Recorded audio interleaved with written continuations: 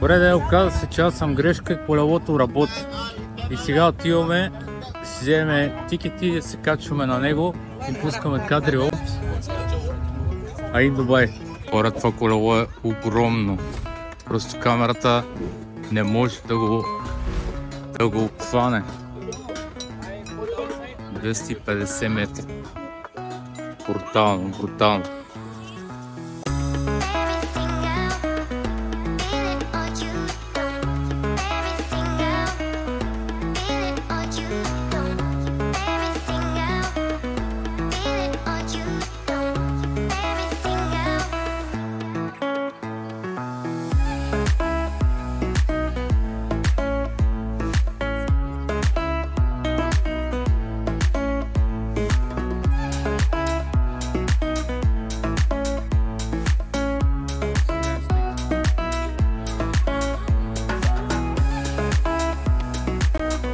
Добре, хора, качваме се нагоре, най-накрая.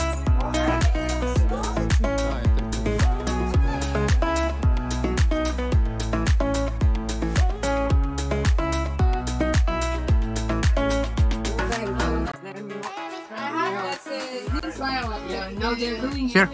Okay. Are you ready? Let's go. Yes, we are ready.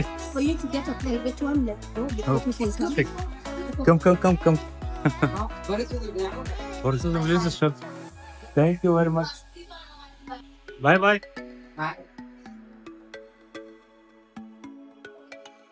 Добре, хора.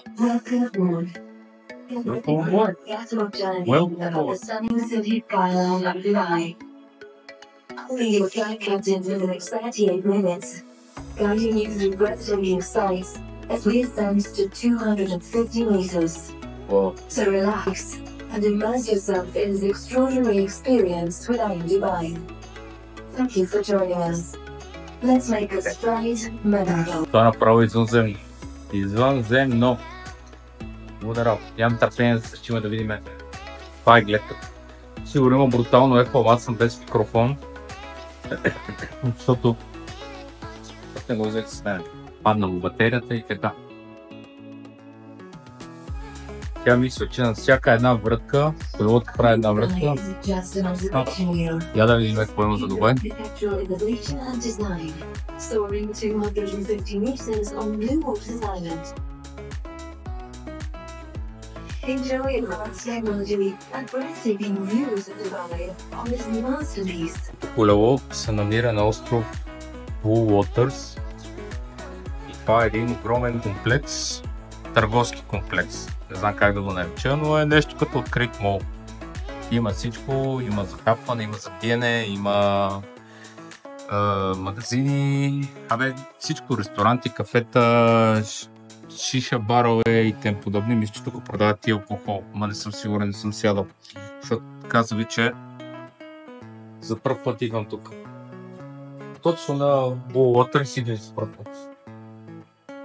Не съм идвал, защото ви казах, че знам, че колелото не работи, местите също така казах, че не работи. А се оказа, че работи.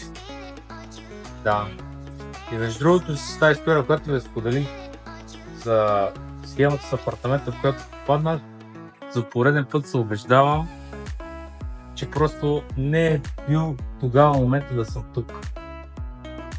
А трябва да съм тук сега. 3-4 месеца по-късно. Така че за пореден път съм супер благодарен за това, което се е случило. Ако не знаете какво се е случило, горе в десна ще оставя линк. Не чувам малко информация с Jumeirah Beach.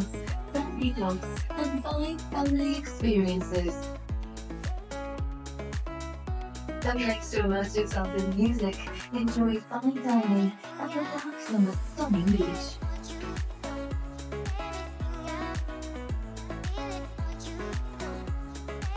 Ама е мръсно стъклото. Ама нищо не виждате.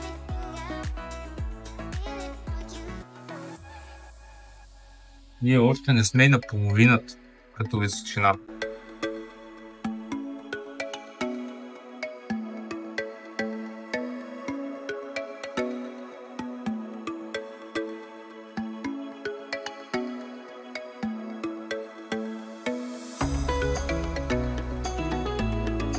Боже, това е яко. Това е уникално.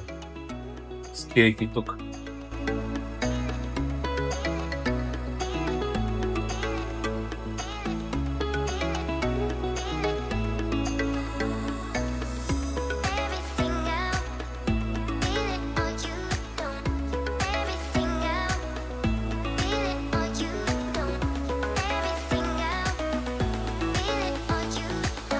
Уникална, просто уникална.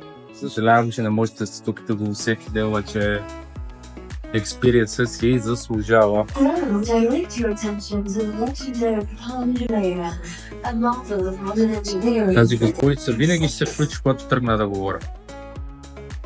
Добре, спрям. This Palm Island offers unique views from the view.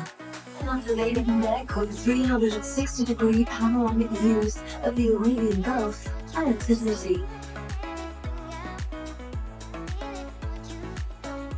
Thank you for the information. Сега продължавам аз. Те казва, че съжалявам, че не може да усетите този невероятен експириенс, защото това е уникално. Не знам, аз лично ми харесва много повече, дори от когато съм се качвал на Бурж Халиф. И там, да ме разбирате погрешно, и там е супер брутално. Тук си е, не знам, тук ми харесва повече определено. И ако интересува това е цената на билета, мисля, че се връзва около 85 лева. За 2 тикета 290 дирхама ми излезна. Кажи го, горе-долу 300 дирхама, делено на 2, към 150 лева. За 2 тикета, значи колко е по около 75 лева. Да, толкова е. Много вече само се постана. Вече сме на високо. Доста високо.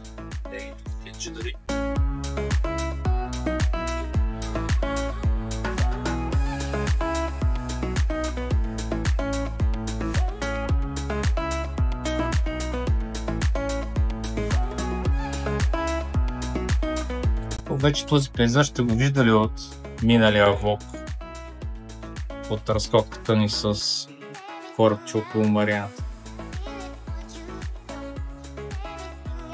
Съжалявам за кофтите кадри, но просто стъклото е мръсно и но придобивате представа.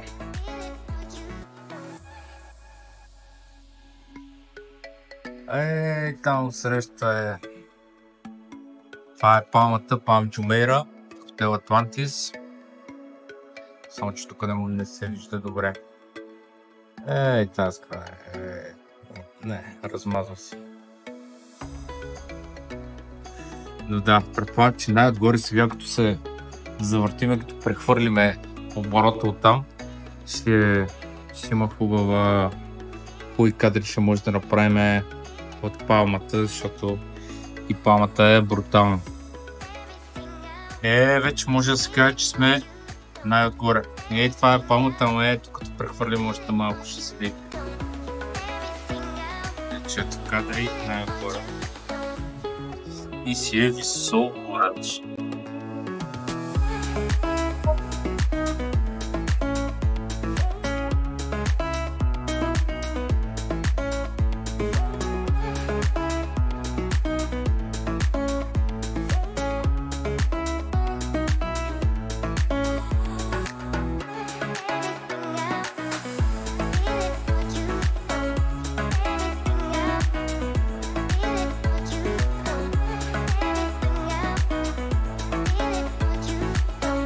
One look at the Dubai Harbour. The waterfront located on one restaurant, shop, hotel, and other activities. An ideal destination for ocean lovers, it boasts serene islands, the perfect environment for exploration. Навирам си вече най-отгоре. Не знам дали можете да видите. Вече сме най-горе. На топа на 250-я метра. Благодаря от. Яко е. Много яко.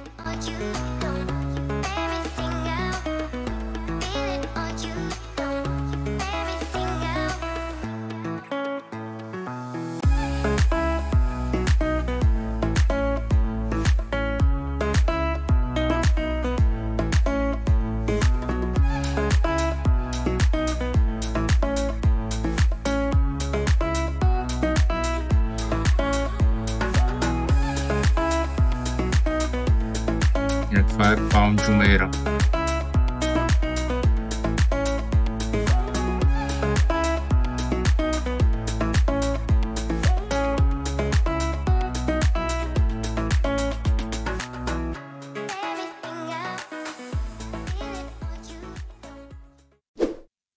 Това е, хора, слагам край на този влог на 250 метра над Дубай от най-голямото колело в... Така, хора, че изнесох и накрая, като видях, че ми свършила паметта на телефона, защото снимам на 4К и е спрял да записва, направо си взедох от яд, буквално. Ама, щом така е станало, значи така е трябвало да стане.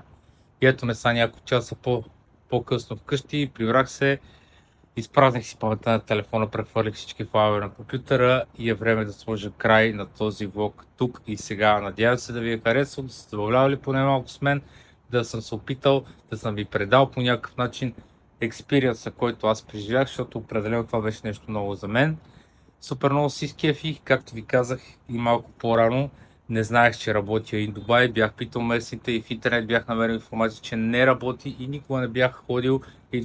Това ми е трето идване насам и никога не бях ходил към острова, към Blue Waters, поне да се разходя, за да видя, че работи. Но, между другото, явно скоро работи, защото октомври месец, при 3-4 месеца, като бях тук, не работеше, дори не светеше това колело, така че най-вероятно сега са го пуснали. Не знам, но беше супер яко оживяване и експириенсът е много, много яко. Просто аз съм много щастлив и много, много развълнуван.